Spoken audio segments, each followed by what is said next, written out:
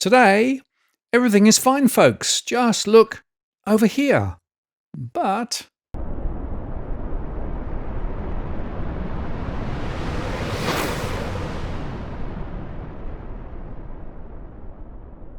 hello again, it's Martin North from Digital Finance Analytics, one of those posts covering finance and property news. Well, there was, in my view, some significant misdirection contained in the Reserve Bank's recently released Financial Stability Review that came out on Thursday. They say it provides a comprehensive assessment of the health and resilience of Australia's financial system, but I'm not quite so sure.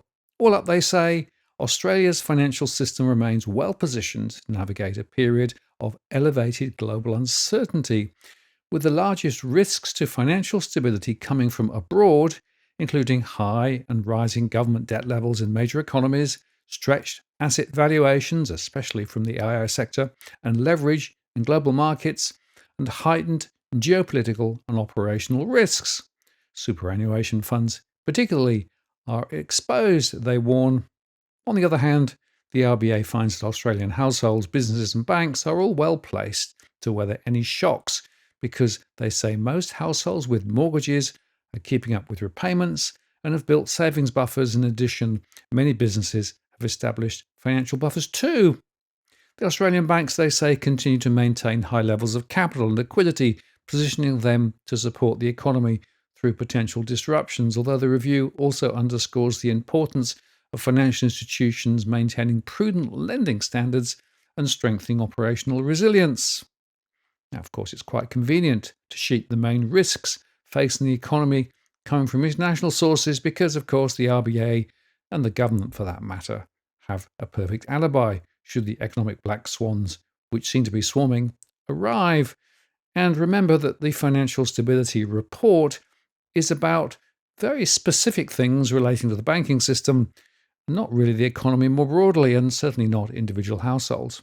But we should, I think, ask how credible their analysis is of the local conditions, remembering that we have a rolling survey of households and businesses which seems to tell a rather different story, with some doing really, really well, actually, but others still under the gun. And in fact, on Sunday, I'm going to release my latest analysis for September, which shows that mortgaged households are a little less stressed overall than at peak, but those in the rental sector are still close to peak cash flow stress. Anyway, let's look at some of the analysis from the review in more detail. But before we do that, we should also note in passing the latest credit aggregate data from the RBA released at the end of September to the end of August. This gives some important clues as to what's going on. And the point of departure here is to note that credit overall is rising. In the 12 months to August 2025, total credit grew at 7.2% compared to 5.7% a year ago. Housing was at 6.1 compared to 5%, and business credit was 9.1 compared to 5.5. And broad money, which is the money sloshing around in the system, which of course leads to inflation, is at 6.8% compared to 5.5%. Now we can look at the detail by looking at the analysis that they provided. This is firstly the monthly view, and you can see here that credit overall for housing is rising slightly, that the owner-occupied housing growth is a little lower than investment lending, which is shooting higher, and even credit for personal other use is up, although it's very volatile. The monthly figures are very noisy, of course, so we look at perhaps the more significant annualized numbers. And here we can see that credit overall for housing is rising compared with where it was in 2023. We can see that owner-occupied growth is rising at 5.7%, and that is quite a lot stronger than it's been in recent times, although nowhere near as high as it was in 2022 when interest rates were cut and we had all the post-COVID stimulus. But investment credit is now rising at 6.9% and is definitely tracking higher, which could potentially be a concern. And 6.9% is well above the lows below 5% that we saw in 2023, but the peak was a lot higher in 2022. Now, it's worth remembering that high credit growth equates to high house price growth, which is why we saw that massive run-up between 2021 and 2022. Personal credit was also a little stronger, but again, is still quite volatile. And if we look at the aggregates, so this is just a way of trying to get a sense of the overall trajectory. Total credit growth is rising. It's been rising since 2023. The M3, which is the narrower measure of money economy, is rising quite fast, and the broad money rose at 6.8%, which is, of course, is well above the annual rate of inflation, and suggests to me that there is potentially more inflationary pressure in the economy yet to come. This is something which we'll be watching very closely. I don't think inflation is dead at all. It's not even sleeping now, it's starting to rise again, as we saw earlier in the week. So, in summary, you can see there that investor credit growth overtook owner-occupied home loan growth in April this year. That's after the RBA began cutting interest rates, and the growth is continuing. Now, with that context in mind, the Reserve Bank's review specifically called out the risk from investors exacerbating the swings in house prices. They say a sharp rise in investor activity from already elevated levels could lead to a build-up in financial vulnerabilities if it significantly amplifies the housing credit and price cycle, they said. Queensland actually seems to be leading the way, which is perhaps not surprising given the better returns in that state compared to most others, both in terms of capital growth and gross and net investment yields. The review says while investor lending in Australia has historically had low default risk than other types of mortgage lending, investor activity tends to drive house price dynamics to a greater extent than owner-occupied activity, and investor loans may prove therefore to be at a greater risk of default in a severe downturn. Investors might be more likely to sell their investment property if they expect prices to fall because many properties incur carry costs net of rental income and because it is an investment rather than their principal place of residence. Conversely, periods of rapidly rising prices might create the expectation of further price rises, drawing more investors into the market as capital gains can be a large part of their decision to purchase. A high concentration of investors could therefore contribute to a housing price upswing that raises the risk of or exacerbates a subsequent market correction down the track. Yes, indeed. And of course, we are seeing that at the moment. Although in Melbourne, there are more investors selling than buying at the moment because, well, the property market there has not performed well. As I recently discussed, the return of investors to the housing market is occurring at the same time as the expansion of a government scheme for first buyers to purchase a home with a deposit as low as 5% via the free government-backed mortgage insurance. In fact, Governor Michelle Bullock said on Tuesday that the central bank does not target house prices with its interest rate decisions, and it is the job of governments to improve affordability through policies that increase the supply of housing. Well, good luck with that, because of course the government wants to pump house prices higher and have been spruiking to high heaven. The RBA, of course, endorsed a decision by the Australian Prudential Regulatory Authority in July to retain an interest rate buffer for prospective borrowers applying for home loans from banks, and the mortgage serviceability buffer means that home loan applicants must be adjudged to be able to afford a 3% point increase in interest rates to be granted a home loan. In the context of declining interest rates, the RBA supports APRA's recent decision to keep macroprudential settings steady, given that any loosening has the potential to amplify macro financial vulnerability, as the RBA said. And of course, some banks have been lobbying APRA to reduce the buffer to reflect that interest rates are falling and were less likely to rise in the foreseeable future. Although, yes, rates could well rise again from here if inflation continues to go higher. The central bank said that the risk posed by non-bank lending sectors was contained given its small and shrinking size following rapid growth in 2024. This had contributed to growing levels of, quote, dry powder in the market, funds that have been committed but not yet invested. Actually, earlier this month, ASIC issued a stop order to La Trobe Financial to cease investments into its private credit fund, which included home loans issued to home buyers and securitized into mortgage-backed securities. The growth in housing lending continues to be supported by strong investor demand for securitizations, making it cheaper for non-bank lenders to fund housing lending, the bank said. The bank also said that the credit quality appears to be sound and that its rate of arrears was only slightly above the share of the banks. Now, the RBA said conditions remained challenging for businesses, with company insolvencies elevated but still in line with pre-pandemic levels. But insolvency rates for small construction, discretionary retail and hospitality businesses have risen the most. Hospitality businesses were the worst hit, with more than 1% insolvent. But of course, we've also got significant issues in the construction sector. This reflects ongoing cash flow challenges in these sectors, given subdued growth in demand and thin operating margins for some construction companies, the RBA said. And the central bank also said that while tariff risks were considerably uncertain for businesses, cash flow pressures were expected to ease off the back of further interest rate easing, particularly for small businesses, if interest rates do get cut. And of course, small businesses still find it very difficult to get credit. Low borrowing costs typically take some time to pass through to interest expenses of larger firms because many of them issue fixed rate debt or hedge their interest rate exposures, the RBA said. But of course, small businesses are much more directly exposed to the interest rate cycle and unfortunately aren't seeing much of the benefit yet of any of the lower rate cuts. Now, the next area we're going to look at is the financial pressure on households, which they say are easing. But let me know in the comments below whether they are indeed easing for you, as I have my doubts based on my surveys.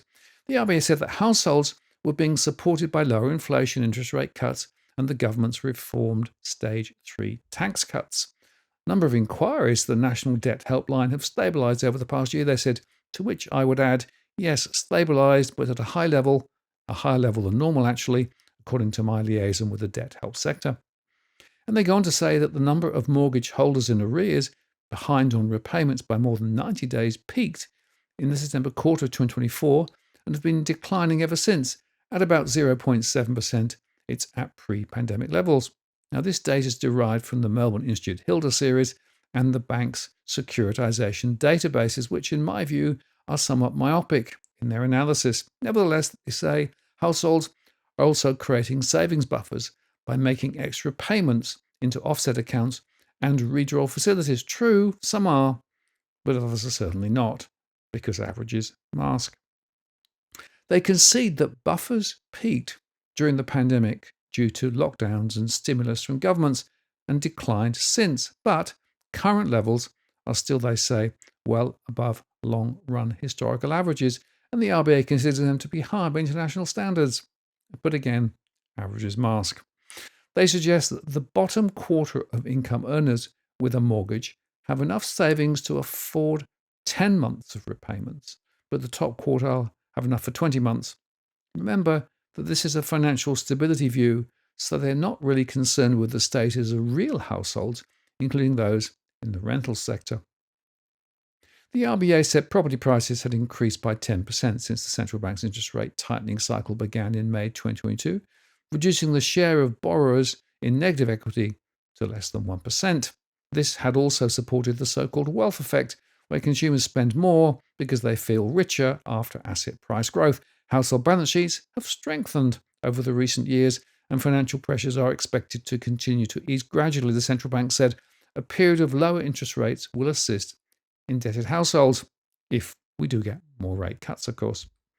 And in fact, according to separate Australian Bureau of Statistics data released on Thursday, household spending did rise for the fourth month in a row, but rose just 0.1% in August. That follows rises of 0.4% in July and 0.5% in June. Much of this reflects ongoing inflation across the board, so inflation-adjusted spending is still, well, really falling in real terms. In season-adjusted current price terms, household spending on goods fell 0.2% month on month, driven by decreased spending on cigarettes and tobacco, motoring goods, and goods for recreation and culture. But household spending on services rose 0.5% month on month, driven by increased spending on air, passenger, and sea transport, rail and road transport and other services. Discretionary spending rose 0.2% month on month, driven by increased spending on air, passenger and sea transport, personal effects and other services, and non-discretionary spending fell 0.1% month on month, driven by decreased spending on motoring goods, motor vehicle repairs, maintenance, and miscellaneous expenditure and total health services. Households spent more on booking airline travel and accommodation services during August.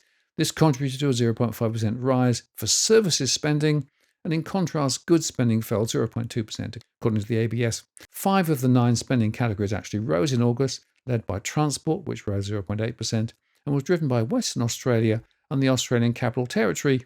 Miscellaneous goods and services also rose 0.8%. The largest falls in spending were for recreation and culture, down 0.9%, and alcoholic beverages and tobacco, down 0.9%. Now, coming back to the Financial Stability Review, one of the most significant risks they called out related to Australia's superannuation system, which of course is expanding because this could amplify the stress in the event of a severe market-wide liquidity disruption. Managing a large and expanding market presence and building resilience to shocks in the superannuation sector remains priorities, the RBA said, remembering that super flows now accounted for 160% of Australia's annual economic output, which is huge. The superannuation sector has historically been a key source of support to the Australian financial system, although its size now means that it has the potential to amplify stress under severe scenarios, the RBA said. If a severe and unexpected liquidity shock occurred, superannuation funds could raise liquidity in ways that could amplify financial market stress. Further strengthening of super funds governance, liquidity, and operational risk management practices remain areas of ongoing focus for regulators, the RBA added. Australia's prudential regulator will publish the first stress test results on super funds in coming months. The Australian financial system collectively holds around 14 trillion Aussie dollars in assets, amounting to about 500% of gross domestic product. And non-bank financial institutions, which include super funds, insurers, non-bank lenders and investment funds, collectively account for roughly half of financial system assets in Australia. And half of those assets, or around 28% of the system, are in the superannuation sector. And lots of superannuation funds are now flowing to the US because, well, they can't invest them locally. And a lot of that money is going directly into the big AI firms, which of course are booming at the moment, but the question is, will they continue? So, standing back, overall, the reports show that Australia's banking system, they say, remains resilient, although it is vulnerable to potential global disruptions, such as a sharp correction in asset prices and ongoing weakness in China's banking and property sectors.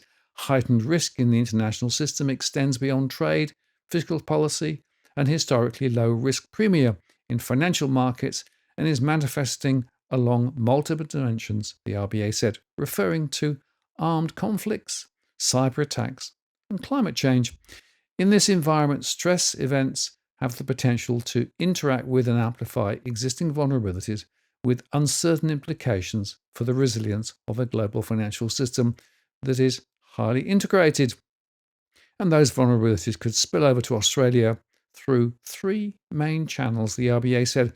Global financial markets with a significant increase in risk aversion that could boost financing costs, restricting Australia's firms' access to funding and liquidity, which would in turn intensify financial pressures on domestic borrowers, or the digital and physical infrastructure underpinning the Australian financial system, like severe operational disruptions to key financial institutions or to the wider national infrastructure on which the financial system depends, could impact the economy.